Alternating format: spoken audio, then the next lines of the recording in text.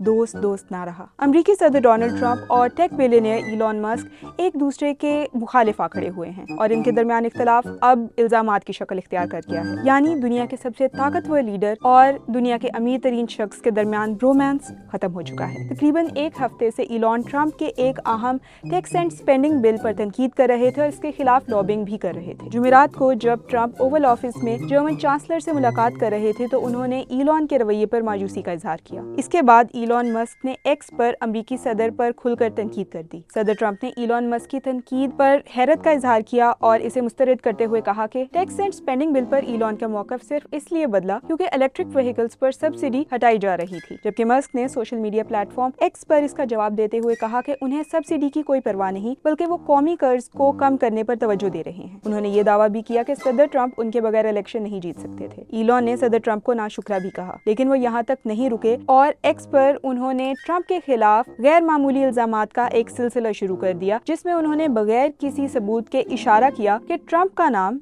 Sex offender Jeffrey एप्स्टाइन से मुतल्लिक unreleased files या गैर जारी शुदा फाइलों में भी शामिल है। ट्रंप ने भी मुतअद्दिद बार जवाब दिया और कहा कि ही जस्ट वेंट क्रेजी और उन्हें एडमिनिस्ट्रेशन से निकाल दिया गया है। उन्होंने ये भी धमकी दी कि हुकूमत इलॉन की कंपनियों के साथ मुआहदे मनसूख कर सकती है। इस लड़ाई के दौरान टेस्ला के स्टॉक्स की कीमत में 14% कमी आई, जिससे कंपनी की मार्केट वैल्यू 1 ट्रिलियन से कम हो गई। ये पब्लिक फ्यूड उस वक्त सामने आया जब इलॉन मस्क ने गुज़िश्ता हफ्ते सरकारी ओहदा बाज़ाब्ता तौर पर छोड़ दिया, जहाँ डोज के जरिए गैर जरूरी इखराजात कम करने के जिम्मेदार थे। इलॉन मस्क ने एक्स पर लिखा, ट्रंप के पास सदर के तौर पर 3.5 साल बाकी हैं, लेकिन मैं 40 साल से ज्यादा अरसे तक रहूंगा।